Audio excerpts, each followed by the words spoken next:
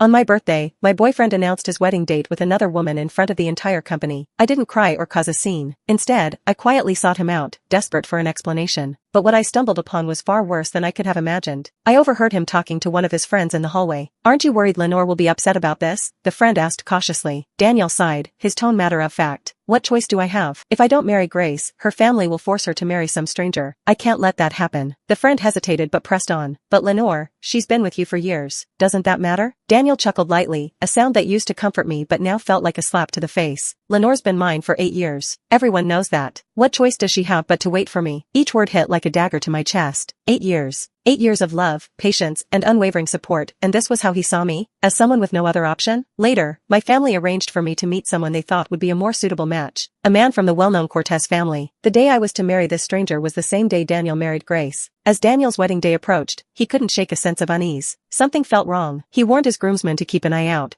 worried I might crash the ceremony. One of them hesitated before speaking. "You haven't heard? Lenore's getting married today too." "Mom, does the Cortez family's proposal still stand?" I asked over lunch. My mom froze, her hand trembling slightly as she held her teacup, her wide eyes locked on mine. "Why are you asking about that?" Her concern was written all over her face. Just hours earlier, a video of Daniel proposing to Grace had gone viral, dominating every social media platform. The public was abuzz with the news of the upcoming wedding of the Rollins family's sole heir. But the bride wasn't me, the woman who had stood by his side for 8 years. "Lenore," my mom said again, her tone firmer now, "marriage isn't something you should rush into. I don't want you to decide this because your impulsive mind kicks in." I swallowed the lump in my throat and shook my head. "I'm not being impulsive, Mom. You didn't reject the Cortez family's proposal immediately, which means you think Frederick is a better choice than Daniel. I trust your judgment." She sighed deeply, placing her hands on the table. "Frederick Cortez is indeed a good man, but marriage is a lifetime commitment. Don't you think you should meet him first? Take some time to get to know him?" "I'll skip that part," I said firmly. "You can handle the arrangements. I'll go along with whatever you think is best." We discussed the details over lunch and afterward. I returned to the small apartment I'd bought for myself. What I didn't expect was to find Daniel there. The sound of the door opening caught his attention. He closed his laptop and looked up at me as if everything were perfectly normal. "Busy day at work? You're home late." I slipped off my shoes, my mind racing. "Why are you here?" "I had a business dinner nearby," he said casually, standing up and walking toward me as he always did. "Thought I'd stop by to check on you." As he got closer, a familiar floral scent hit me, Grace's perfume. Revulsion churned in my stomach. I instinctively took a step back, dodging his outstretched arms, while a sting crept into my eyes and nose. "What's wrong?" he asked lightly, as if unaware of what he'd done. "Nothing," I replied stiffly. "Well, you've seen me, alive and breathing. You can go now." His smile faltered, but he quickly recovered with a soft laugh. "Last week, you were upset because I hadn't been spending more time with you. Now I've cleared my schedule just to be with you and you won't come near me? Come on, Lenore, don't do this." I squinted, as my memory replayed the events of yesterday. Yesterday was my birthday and I waited all day, from the moment the sun rose until it set, hoping to hear from him. But not a single call or text came. By nightfall, the silence had become unbearable and I decided to go look for him. Before I could, though, a message popped up on my phone, a video from an unfamiliar number. Curiosity turned into dread as I played it. The video showed Daniel, standing in the center of his office, proposing to Grace Solis in front of their colleagues. The room was filled with cheers and laughter. I couldn't believe my eyes. My mind raced, searching for some explanation, any reason that could make this make sense. Desperation carried me to his company, determined to hear the truth from him directly. But instead of finding answers, I stumbled upon his conversation with his friend. "Lenore's been mine for 8 years. Everyone knows that. What choice does she have but to wait for me?" I had waited. For 8 long years, I'd waited for a man who never truly saw me. Every word I overheard was a dagger, shattering the remnants of the trust one had so stubbornly clung to. It was in that moment I realized what I had become, a fool, holding on to a love that was never mine to begin with. Thinking back to his words, to the laughter in that video, the pain in my chest was overwhelming, leaving me gasping for air. I had been a joke all along. I looked up at the man in front of me, his gentle features softening under the dim light. My vision blurred as tears welled up in my eyes, threatening to spill over. I didn't understand why, but my chest felt tight, as though the air had been sucked out of the room. The ache was unbearable. When Daniel saw my tears fall, he panicked. He fumbled to wipe them away, his movements clumsy and unpracticed. "Why are you crying? Did someone mess with you? Tell me the name and I'll take care of him," he said with a mix of urgency and concern. Since childhood, Daniel had been the neighborhood bully. He was undisciplined and mischievous, always getting into trouble, and his mother often chased after him, scolding or even beating him. In contrast, I had always been the frail one. Born prematurely, I grew up under the constant watchful eyes of my parents. They wouldn't let me play outside with the other kids. I could only sit by the window, watching them run and laugh, longing to join. Every time Daniel saw me sitting by the window while he played chase with the other kids, he'd sneak over, slipping me a handful of treats. He'd pinch my soft cheeks with a mischievous smile and whisper, "When can you come out and play with me?" As I grew older, my health improved, and by middle school, my parents finally relented and let me venture outside. Daniel was overjoyed. He was treating me as though I were made of glass. "Lenore," he'd tell me solemnly, "if anyone dares to mess with you, just tell them my name. They won't dare touch you." From then on, I was never alone. Daniel was always by my side, taking me wherever I wanted to go. If anyone so much as looked at me the wrong way, he'd show up like a storm, ready to shield me. He was my safe haven, my unshakable protector. When we entered college, it felt natural for us to take the next step and become a couple. He grew even more attentive, showering me with a love so sweet and devoted it made me believe in forever. Then Grace entered the picture. She was everything I wasn't: brilliant, beautiful, and confident. She had a way of carrying herself that drew people in. She and Daniel were in the same major, sharing a connection I couldn't understand. At first, Daniel tried to include me, translating their technical jargon so I wouldn't feel left out. But eventually, he grew impatient. "You won't get it anyway," he said one day, brushing me off. "Just go do your own thing." From that moment, their conversations deepened, ranging from class discussions to late-night chats online. They became inseparable, their connection undeniable. Meanwhile, the bond between Daniel and me began to strain. We grew more distant and our conversations became increasingly rare, reduced to nothing more than good night and casual greetings. Friends tried to warn me, urging me to keep an eye on their growing closeness, but I waved them off. I told myself that even in a relationship, people deserved privacy. I trusted him, I trusted us. But trust, I learned, could be a cruel teacher. That night, Daniel insisted on staying, claiming he couldn't leave me alone in such a state. His words were smooth, his tone carefully measured, but they rang hollow, like lines recited from a poorly rehearsed play. I stood there, studying him.